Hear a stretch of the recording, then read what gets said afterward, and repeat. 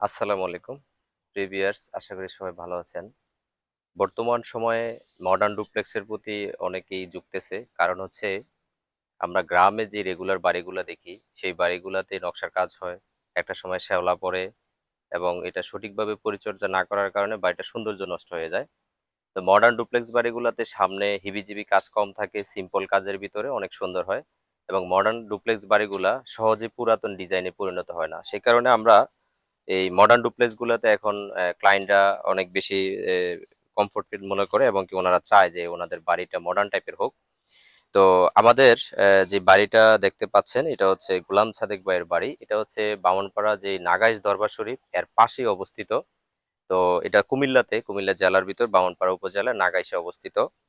তো জার্মান প্রবাসী ভাইয়ের স্বপ্ন ছিল যে ওনার বাড়িটা ছোট হবে, সিম্পল একটা ডিজাইনে হবে, বাট ডুপ্লেক্সের ক্যাটালগটা যাতে আনকমন হয় সেই কারণে আমরা ডিজাইনটা এইভাবে করেছি। তো আমরা সবাইকে পরামর্শ দেই যে 4 বেডরুমের বা 5 বেডরুমে একতলা একটি বাড়ি না করে আপনি দোতলা একটি বাড়ি করে ফেলেন, আপনার খরচটা কম হবে। তো এই বাড়িটার যেই ছাদের ডিজাইন সহ প্রত্যেকটা অংশ কালার কম্বিনেশন এখানে দেওয়া আছে, প্রত্যেকটা বিষয় আলাদাভাবে। আমরা চেষ্টা করি একটা ড্রয়িংকে সহজ করার জন্য যাতে কন্ট্রাক্টর কাজ করতে সহজ হয়। তো এইখানে আমরা আপনাদেরকে বাড়ির ভিউটা দেখালাম, এবার আমরা বাড়ির ভিতরের অংশটা দেখাই।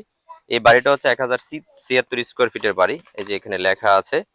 তো এখানে আমাদের অফিস অ্যাড্রেস সহ আমাদের ইঞ্জিনিয়ারিং টিমের পুরো নাম্বার দেওয়া আছে। আমরা কিন্তু নাম্বার দিয়ে দিই, আপনার বাড়িটার কাজটা যাতে মিস্ত্রির কোনো সমস্যা হলে ফোন দিতে পারে।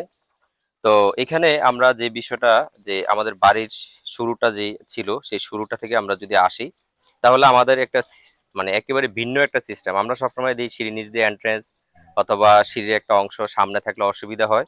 তো এই বাড়িটা সিঁড়ি সামনে, কিন্তু বাড়িটা একবারই মানে নিচু মনে হচ্ছে না, একবারে সিস্টেমটা সুন্দর। এখানে এন্ট্রেন্স, বাট আমার সিঁড়ি পাশে, অর্থাৎ আমি সিঁড়ির নিচ দিয়ে এন্ট্রেন্স করব না, সিঁড়ির যে ল্যান্ডিং বা আমরা লবি বলি ওই অংশটা দিয়ে এন্ট্রেন্স করব। আমি প্রয়োজনে দোতলায় চলে যাব, প্রয়োজনে আমি নিচতলায় যাব, সুতরাং সিঁড়ি আমার সামনে, বাট সিঁড়িতে আমার কোনো প্রবলেম হচ্ছে না, আমার ইজিলি ভাবে আমি ব্যবহার করতে পারতেছি। তো এইখানে আসার পরে ড্রয়িং ডাইনিং একসাথে করা হয়েছে, এখানে 19 ফিট বাই প্রায় 14 ফিটের মতো। এখানে সুপার সেট বা ড্রয়িং স্পেসটা আলাদা সেটিং করা আছে, ডাইনিংটা এখানে সেটিং করা আছে। এখানে একটা 11 12 একটা গেস্ট বেড বা মাস্টার বেড বলতে পারেন, 7 ফিট বাই 5 ফিট টয়লেট এবং সামনে একটা বারান্দা। আর এখানে একটা মাস্টার বেড দেওয়া আছে 12 বড়, সাথে টয়লেট দেওয়া আছে। এখানে একটা ছোট্ট একটা চাইল্ড বেড করা আছে, যে রিডিং রুমও বলা যায়, এবং এখানে একটা কিচেন দেওয়া আছে 7 বাই 12, 36 ফিট 1 এবং হচ্ছে 27 ফিট 5। এখানে একটা এক্সিট দেওয়া আছে। এই যে কম জায়গার ভিতরে বাড়িটার সেটিং করা হয়েছে একেবারেই আনকমন ভাবে, এবং এখানে বারান্দা সহ আমার জায়গা লাগতেছে হচ্ছে 40 ফিট 1 ইঞ্চি।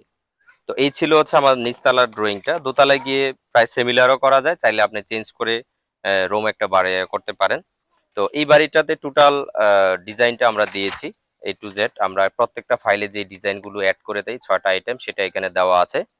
তো সর্বশেষ যে বিষয়টা আমরা বলবো যে একটা বাড়ির কালার কম্বিনেশনটা খুব ইম্পর্টেন্ট। একটা বাড়ির কালার, বাহিরের যে রঙের ডিজাইন বলেন, লাইটিং বলেন, আদার্স বিষয়গুলো বলেন, এবং বারান্দার শেপ সহ এখানে লুবার প্লাস হচ্ছে প্রত্যেকটা অংশ আলাদা আমরা দেখিয়েছি।